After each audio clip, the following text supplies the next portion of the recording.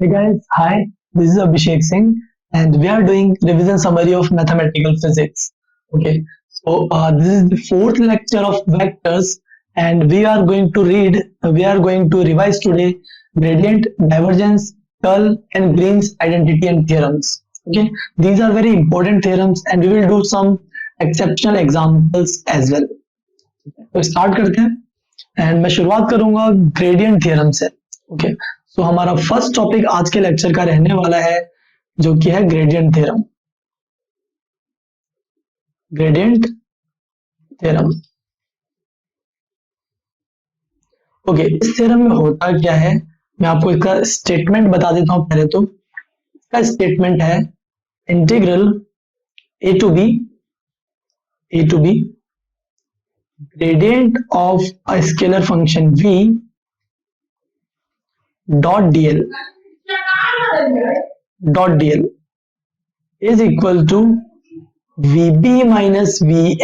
ठीक है, यहां पे आपको नोट करने की चीज है कि ये जो इंटीग्रल है ये इंटीग्रल पाथ इंडिपेंडेंट हो जा रहा है. ठीक है, ये direct final position and initial position पे डिपेंड कर रहा है. यही ये थ्योरम है ग्रेडियंट थ्योरम कि अगर आप लाइन इंटीग्रल करते हैं gradient of a scalar function का तो वो पाथ इंडिपेंडेंट हो जाता है, सिर्फ इनिशियल और फाइनल पोजीशन पे डिपेंड करता है. तो बहुत ही इंपॉर्टेंट थ्योरम है. ठीक है, ओके, सो इसके आगे आप नेक्स्ट स्टेटमेंट में लिखने जा रहा हूं. ये आप ही लोग बताइए मुझे किसकी वैल्यू किसके इक्वल होगी.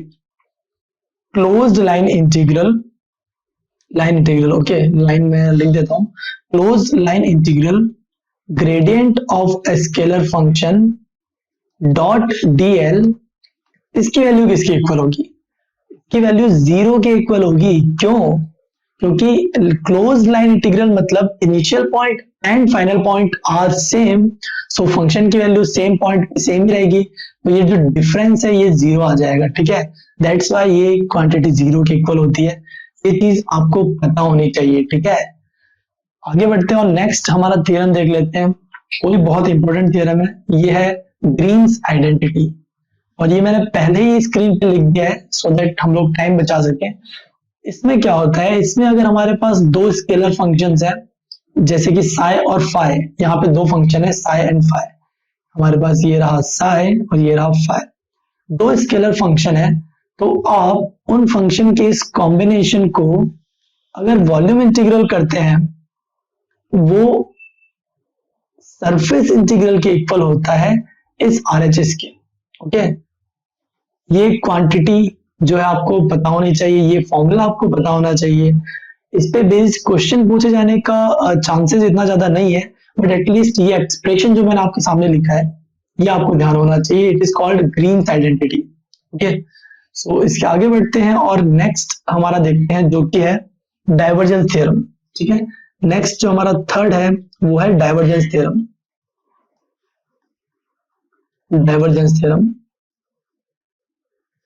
ओके, सो डाइवर्जेंस कैसे कैलकुलेट करते हैं ये हम लोग देख चुके हैं हमारे प्रीवियस लेक्चर्स में. सो ये डाइवर्जेंस थ्योरम को हम गॉस थ्योरम भी बोलते हैं. Gauss theorem. ठीक है, गॉस थ्योरम लिखा हो या डाइवर्जेंस थ्योरम लिखा हो या फिर गॉस डाइवर्जेंस थ्योरम लिखा हो, एक ही बात है. तो इस थ्योरम का क्या स्टेटमेंट है? इसका स्टेटमेंट है volume integral del dot A, divergence of ए.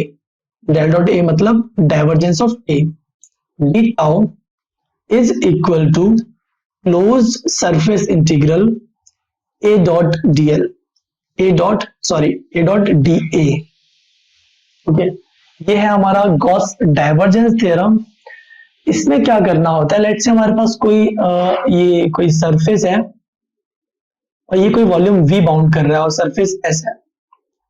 तो इस गिवन रीजन में जो कि वॉल्यूम v बाउंड कर रहा है एंड सरफेस s कवर कर रहा है, इसके लिए अगर कोई हमारे पास वेक्टर फील्ड a है, कोई वेक्टर फील्ड a गिवन है, तो उसके डाइवर्जेंस का volume integral in that given volume is equal to उस वेक्टर फंक्शन का क्लोज्ड सरफेस इंटीग्रल.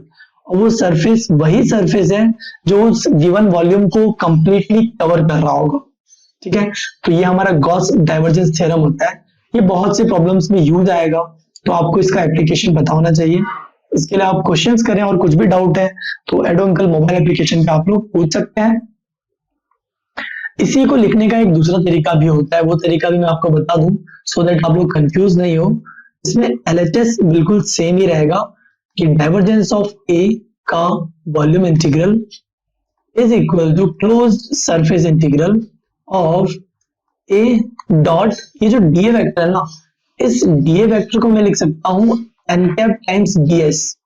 यहाँ जो डीएस है वो वेक्टर नहीं है, एरिया एलिमेंट है, एंड एन कैप उसका डायरेक्शन है। तो मैंने यही किया है कि एक वेक्टर को मैग्नीट्यूड एंड डायरेक्शन में ब्रेक कर दिया है, तो मैं यहाँ लिख दूंगा एन डीएस।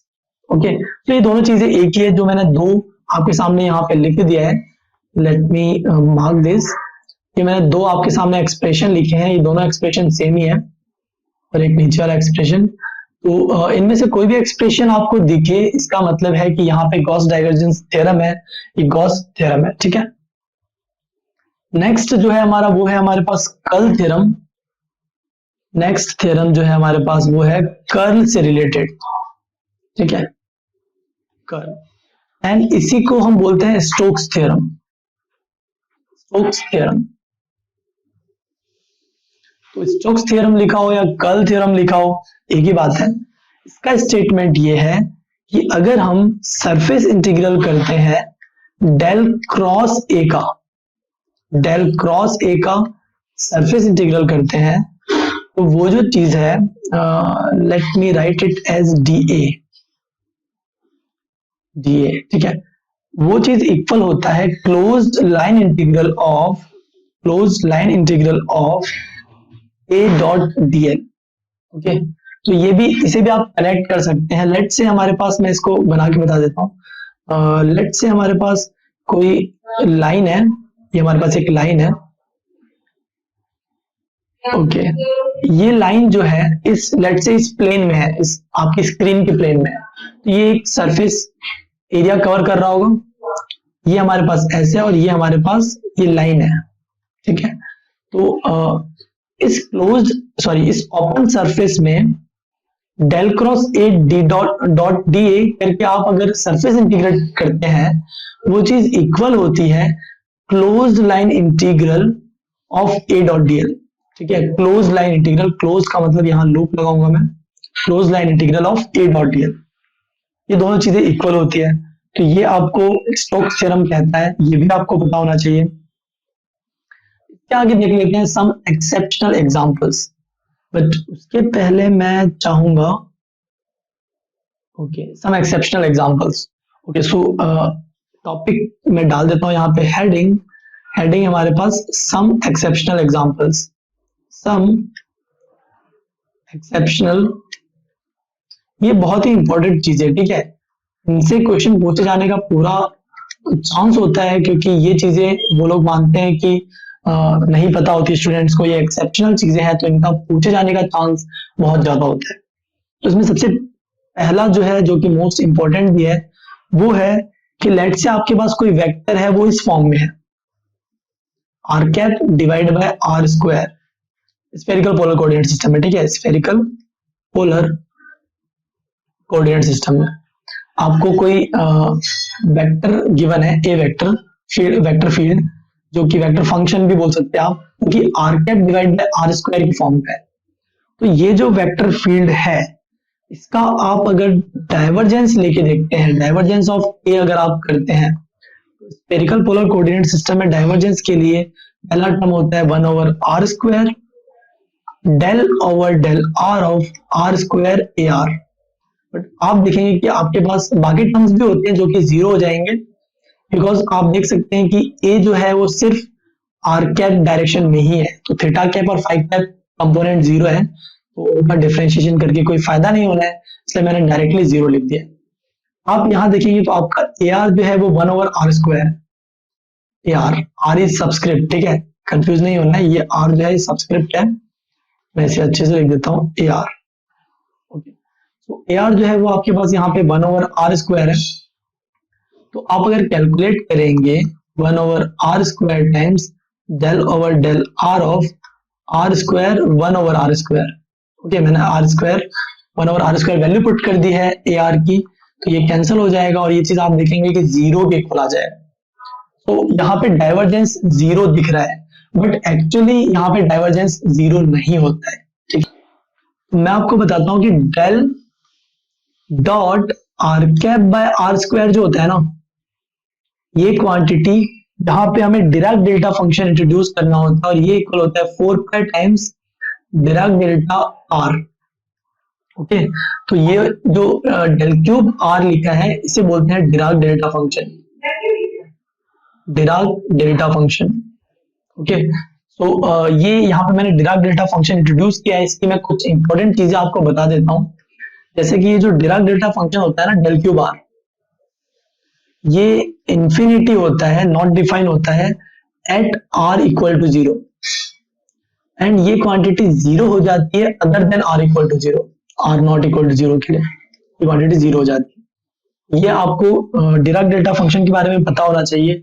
एंड इसके बाद एक मोस्ट इंपॉर्टेंट प्रॉपर्टी है डिराक डेल्टा की, कि इसका वॉल्यूम इंटीग्रल जो होता है over whole space del cube R over all space is equal to 1।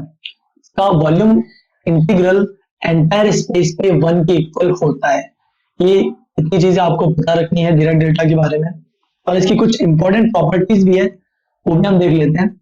उस प्रॉपर्टी से पहले एक एग्जांपल देखते हैं। ठीक है, तो लेट्स से आपको एक क्वेश्चन गिवन है, और इस क्वेश्चन में आपको क्या करना है, आपको फंक्शन गिवन है वेक्टर फंक्शन और vector field A which is R cap by R square, जो हमने अभी देखा इस तरीके से। और आपसे एग्जाम में क्वेश्चन पूछेगा volume integral del dot A D tau, ये आपसे पूछेगा। पर आपने अभी देखा कि डेल डॉट ए तो 0 है, तो ये क्वांटिटी 0 आ जानी चाहिए, बट 0 नहीं होगी। ठीक है, मैंने क्रॉस पहले लगा दिया, 0 नहीं होगी। तो किसके इक्वल होगी, ये हमने अभी देखा कि डेल डॉट ए जो है, आप ए की जगह अगर ये वैल्यू पुट करेंगे, तो डेल डॉट दिस क्वांटिटी यहां से आप देख सकते हैं is equal to 4 pi times del cube R. ये हो जाएगा 4 pi times del cube R. Okay, and यहां आपके पास डी टाउ है, तो ये 4 पाई जो है हमारे पास वो बाहर आ जाएगा, और उसके अलावा जो क्वांटिटी बचेगी ये क्वांटिटी, इसका वॉल्यूम इंटीग्रल मैंने आपको बताया कि 1 के इक्वल होता है। ओके, सो ये क्वांटिटी 1 से मल्टीप्लाई हो जाएगा, 4 पाई आपको आंसर मिल गया which is not equal to 0। Okay, तो ये क्वेश्चन पूछे जाने की पूरी संभावना है, क्योंकि इसमें बच्चे 0 करके आएंगे आंसर, गलती करने का बहुत चांसेस है, आप लोगों को गलती नहीं करना है। ओके, तो इस तरीके से आप देख सकते हैं यहाँ पे और डिराक डेल्टा की मैं कुछ इंपॉर्टेंट प्रॉपर्टीज बता देता हूँ, जो कि बहुत जरूरी है, जो आप लोगों को पता होना चाहिए, तो आप लोग क्वेश्चन इजीली कर पाएंगे। तो नेक्स्ट मेरा जो टॉपिक है वो रहने वाला है some important properties, some important properties of Dirac delta function, some important properties of Dirac delta function, Dirac delta function. इतनी प्रॉपर्टीज आपको पता है तो आप काफी अच्छे से चीजें कर सकते हैं, आपको जैम लेवल पे क्वेश्चंस करने में प्रॉब्लम नहीं होगा। ओके, सो पहली प्रॉपर्टी जो मैं बताना चाहूंगा वो है del cube are minus a. अगर ये आपके पास डिराक डेल्टा फंक्शन है del cube of r minus a, तो ये क्वांटिटी नॉट डिफाइन होती है या इंफिनिटी होती है at are equal to a पे, और यही क्वांटिटी 0 हो जाती है other than are equal to a, other than are equal to a. ठीक है, ये जनरलाइज केस हो गया। सिमिलरली अगर मैं इस प्लस की जगह माइनस कर देता हूं, लेट्स मेरे पास है del cube r plus a, ये क्वांटिटी जो है वो इंफिनिटी हो जाएगी और r equal to minus a, and ये 0 हो जाएगा for r not equal to minus a. ठीक है, तो इस तरह का आप देख सकते हैं कि डिराक डेल्टा फंक्शन कैसे काम करता है, इसकी वैल्यूज कब कितनी होती है। ओके, सो कुछ और इंपॉर्टेंट प्रॉपर्टीज है, ये प्रॉपर्टी हमने पहले भी यूज की है, जो मैं यहाँ लिखने जा रहा हूँ। Volume integral over entire space, all space, all space या एंटायर स्पेस एक ही बात है, of del cube are minus plus a plus minus a, ठीक है, कुछ भी हो सकता है, डी टाउ वॉल्यूम इंटीग्रल कर रहे हैं, मस्ट बी इक्वल टू 1, ये क्वांटिटी 1 के इक्वल आती है। ये आप लोगों को पता होना चाहिए, बहुत ही इंपॉर्टेंट है। अब इसके अलावा जो मेरे पास लास्ट प्रॉपर्टी बच रही है वो है, बहुत ही इंपॉर्टेंट प्रॉपर्टी है ये, volume integral of F of R times del cube are minus plus A D tau.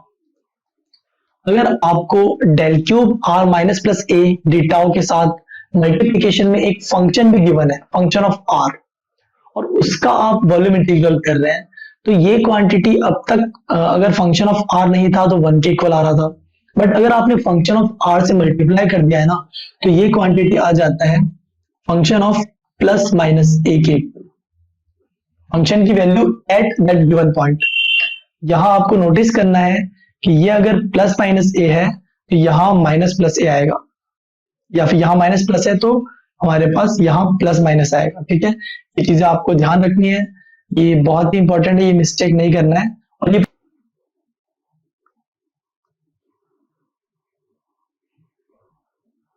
Okay, तो एक एग्जांपल लेके समझने की कोशिश करते हैं ताकि आपका क्लियर हो जाए। वॉल्यूम इंटीग्रल साइन ऑफ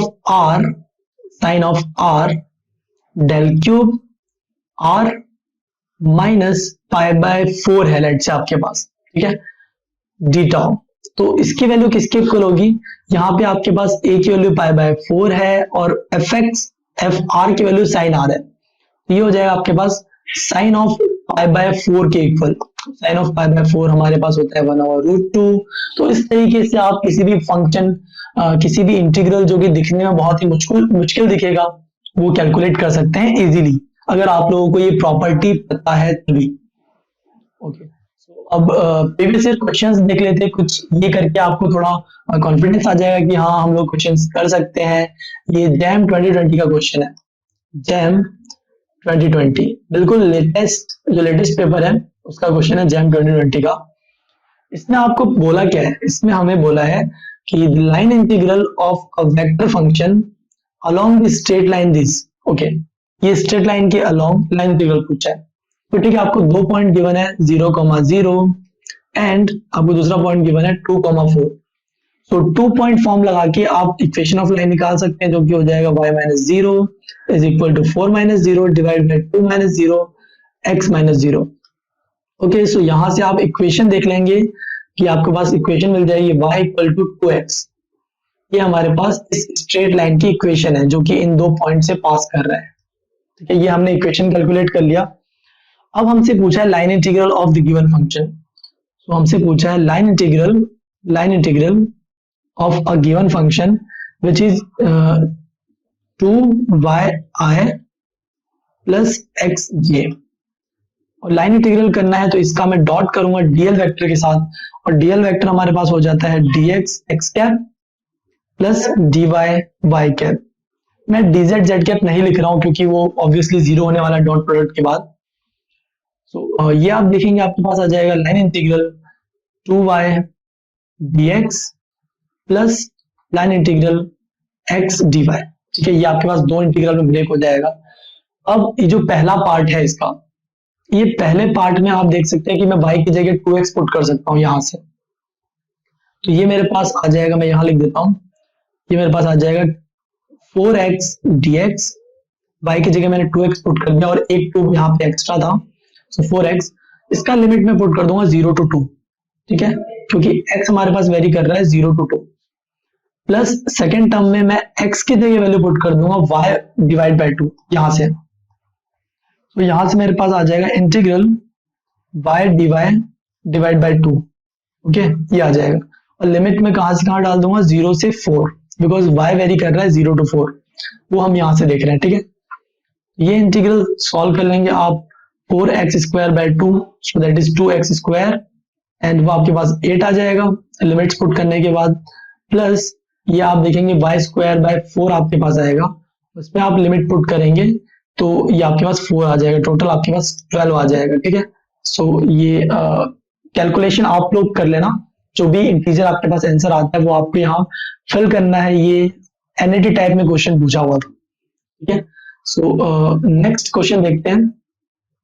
ये क्वेश्चन भी आज जैम 2020 में पूछा हुआ है, जैम 2020 लास्ट ईयर का ही क्वेश्चन है, देख लो, बिल्कुल लेटेस्ट क्वेश्चन कर रहे हैं, यानी कि इस टॉपिक से क्वेश्चन बहुत आते हैं। सो यहाँ आपसे वॉल्यूम इंटीग्रल करने बोला है इस गिवन एक्सप्रेशन का, where v is the volume of a sphere of radius r entered at origin is equal to, आपसे इंटीग्रल पूछा है।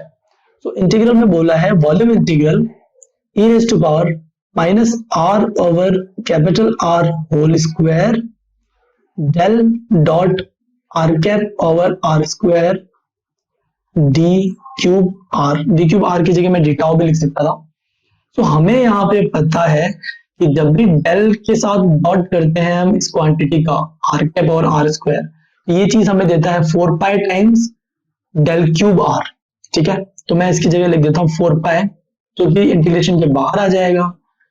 यहाँ पे हम लिखेंगे volume integral E raise to power minus R over R whole square, और यहाँ पे हमारे पास आ जाएगा डेल क्यूब आर। ठीक है, डेल क्यूब आर, और यहाँ पे हमारे पास डी क्यूब आर है जो कि डी टाउ के इक्वल होता है। ये मैंने लिख दिया। अब हमें पता है कि F X times del cube R D cube R, ये क्वांटिटी क्या होती है हमने अभी कुछ देर पहले ही देखा। यहाँ पे ये क्वांटिटी हो जाती है एफ ऑफ प्लस माइनस ए के इक्वल। यहाँ पे ए की वैल्यू 0 है क्योंकि यहाँ पे कुछ नहीं लिखा है, तो आर माइनस 0 आप अज्यूम कर सकते हैं। तो ये हो जाएगा आपके पास 4 pi times F of e raised to power 0 over r whole square। ठीक है, so e raised to power 0 is 1, तो आपके पास ये आंसर आ जाएगा 4 पाई। ओके, सो ये तो इजी क्वेश्चन हो जाता है अगर आपको प्रॉपर्टी पता है, और ऑप्शन ए इसका करेक्ट हो जाएगा। सो मैं बस यही बोल रहा हूँ आप लोगों को कि ये प्रॉपर्टीज आप लोगों को पता होनी चाहिए, इनका एप्लीकेशन आप लोगों को आना चाहिए। प्रॉपर्टी मैंने बता दी है, अप्लाई करके बता दिया है, प्रीवियस ईयर क्वेश्चन कर लिया है हम लोगों ने। तो अब मैं आप लोगों से सजेस्ट करूंगा आप लोगों को कि आप लोग जितने प्रीवियस ईयर क्वेश्चंस कर सकते हैं इन टॉपिक्स पे कीजिए, आपका कंसेप्ट क्लियर होता जाए। सो नेक्स्ट एक और क्वेश्चन देख लेते हैं, और अगेन ये फिर से जैम 2020 का क्वेश्चन है, 2020। ठीक है, जैम 2020 का क्वेश्चन है अगेन। ये क्वेश्चन में क्या पूछा है वो देख लेते हैं।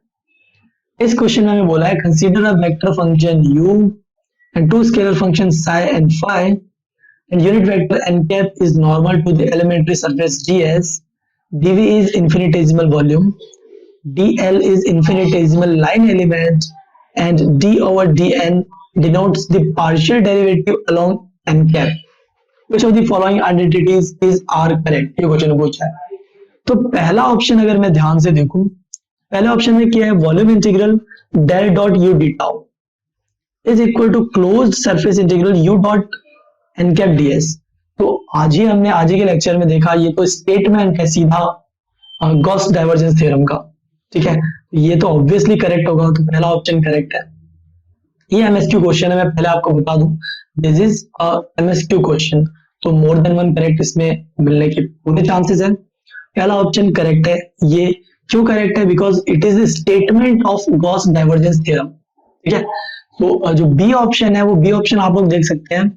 ये बी ऑप्शन में जो मैंने एक्सप्रेशन लिखा है, लेफ्ट में वॉल्यूम इंटीग्रल, राइट में सरफेस इंटीग्रल, ये एक्सप्रेशन आप लोगों को ध्यान रखना है। जैसा कि मैंने आज ही की वीडियो में बताया कि ये हमारे पास ग्रीन्स आइडेंटिटी है, तो ये आपको अगर एक्सप्रेशन ध्यान है तो आप बी ऑप्शन को भी टिक करेंगे। ये प्लस माइनस साइन का ध्यान रखना है, यहाँ भी माइनस होता है और यहाँ भी माइनस, क्योंकि नेक्स्ट ऑप्शन जो इसके नीचे सी है उसमें ये माइनस को प्लस कर दिया है, तो इसकी वजह से बी और सी में कंफ्यूजन हो सकता है। तो आपको बी याद रखना है कि दोनों तरफ माइनस साइन आता है बीच में, तो सी इसका मतलब गलत है, सी सही नहीं हो सकता अगर बी सही है तो डी ऑप्शन देख लेते हैं। डी ऑप्शन में क्या है, close line integral U dot DL is equal to surface integral del cross U dot N cap DS.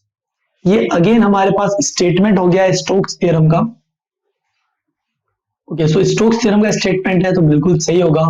सो यहाँ पे आप देख सकते हैं हमारे पास option A, B and D जो है तीनों करेक्ट है। एमएसक्यू था, ये तीनों आपको करेक्ट स्टेटमेंट्स पता होना चाहिए तभी आपका क्वेश्चन सही होगा। तो मैं सजेस्ट करूंगा आप लोगों को ये तीन जो भी थ्योरम मैंने आपको बताया उनको एक्सप्लोर करें, ज्यादा से ज्यादा क्वेश्चंस करें, तो आपको बहुत उनका डिटेल नॉलेज मिलता जाएगा। So dear students, you can subscribe to Eduncle for IIT JAM, CSIR NET and UGC NET exams study material prepared by India's top experienced faculties. You can also download Eduncle's mobile application where more than 250 tutors will be answering your doubts. Thank you very much.